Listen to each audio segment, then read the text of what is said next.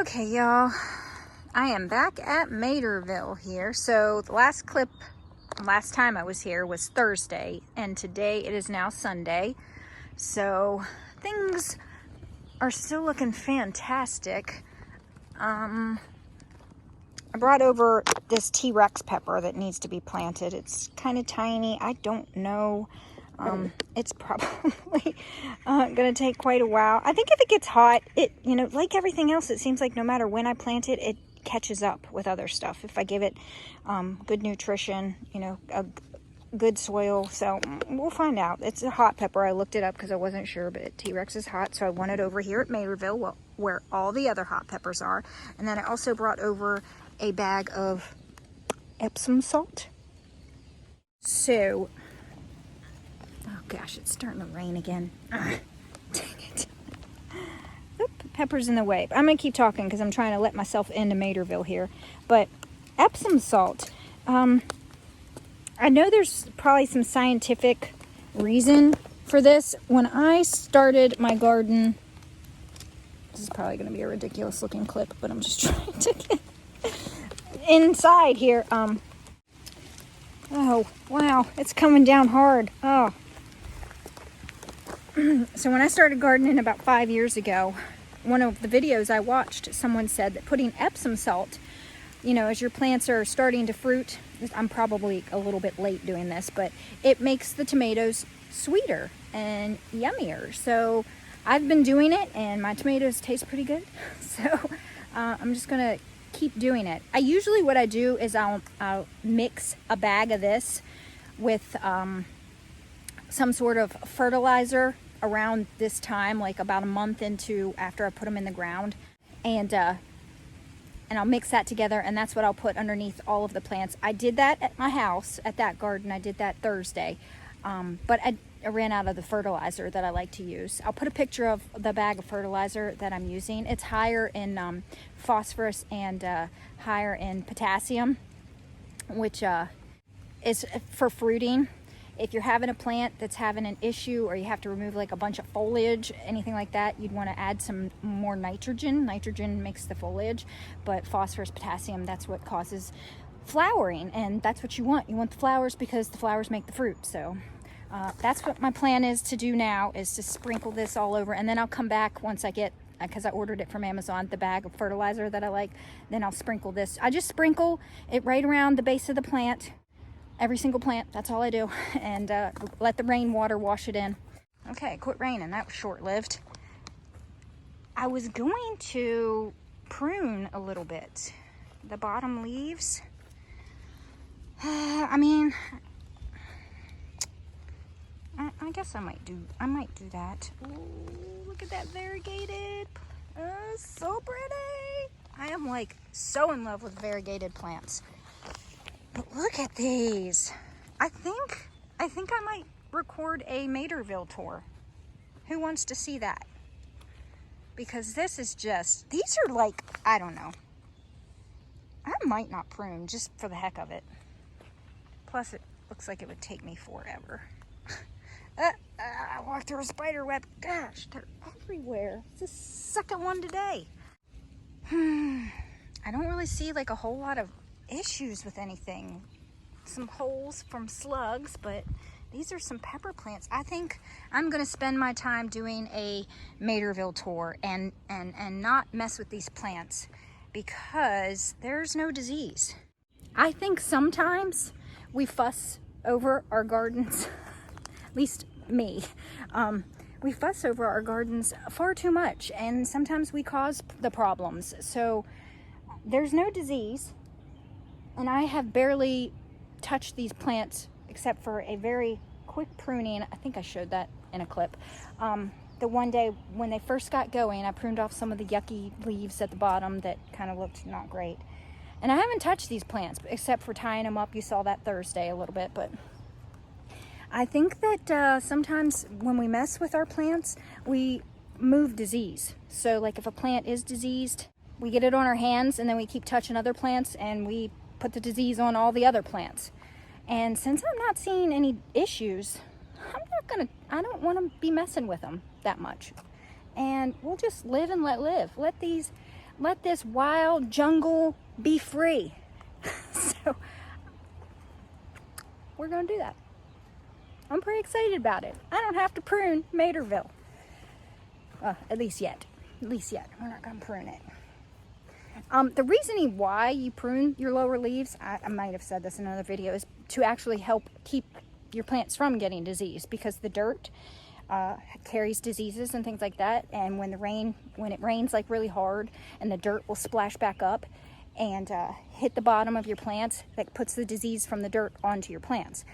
But this wood chip mulch that I had delivered here, I don't know, maybe it's a really good barrier. Maybe it's a better barrier than the triple chipped mulch or double chipped wood mulch that I've been using in my garden. So there's something there to think about. So today's task was to tackle underneath my hammock pergola area. There are berry bushes climbing all underneath of it, as well as a bunch of weeds. It was just a mess. I've been working on other projects and this has just fallen to the wayside, but today's the day I'm cleaning this mess up and making it the tropical oasis that I love it to be. So this is what I've gotten done in 1 hour. So I'm giving you a 1 hour update. And then this is the 3 hour update. So it took me quite a while and I'm still not quite finished. I still have this corner area to finish up. You can still see the weeds all around and a little pathway around the back of it. Still needs weeded, but I'll get to that eventually and it will be lovely once again. But look what a difference. What a difference. And there's the pile of berry bushes that I pulled out. I am going to try to salvage some of them. So what I'm doing here is I got a big bucket full of water and I'm just trimming off the tops of them. All right, so here's one of the berries that I pulled out. And I'm going to trim off all of these berries. And this is what you want left. You want all the roots. That's a weed. And this is what you want left. Just a little bit of the foliage, no berries. You don't want it to be putting its energy into ripening the berries. You want it to be putting its energy into making roots where you're going to put it. All right, y'all. I just wanted to update you. I'm making some progress with that mess that was here. So most of the butterfly bushes, I guess I'm leaving. I'm just trimming them back to pretty much nothing. They will come back. As you can already see, I trimmed these, I think it was like a week and a half ago, and it's already sprouting. So, and that was it's hot. And so these things are very resilient when you mess with them. So cut that one back. There's a bunch of volunteer lupine. I'm leaving those.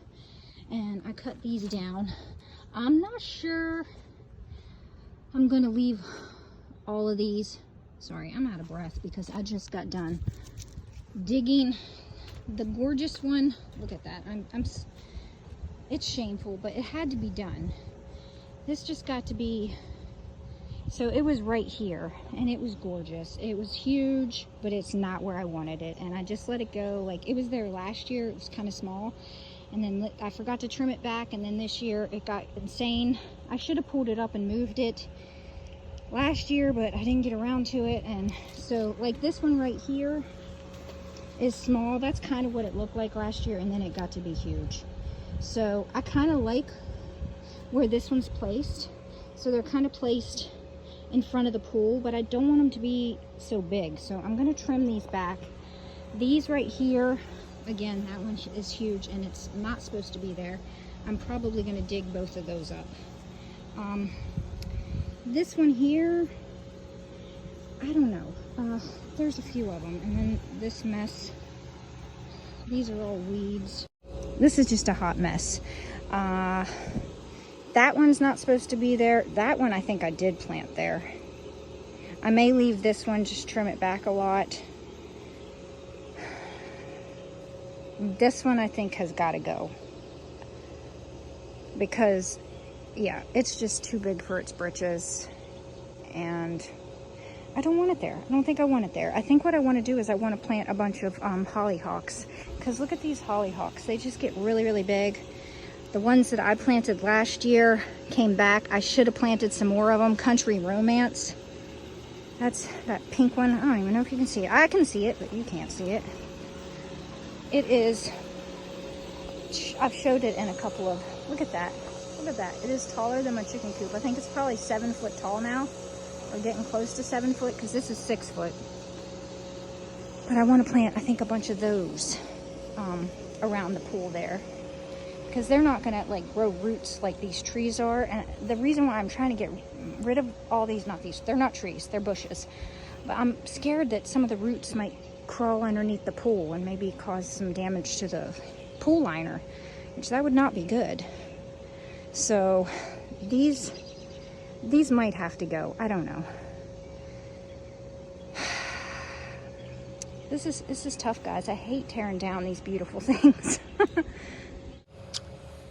And as I'm cleaning this up, I know I've showed this before in another vlog, but I have these random strawberry plants that seeded themselves here, and they're trying to climb out into the grass. So as they do that, I usually just clip off these runners. So you see there, this is potentially 3 different plants. 1, 2, 3.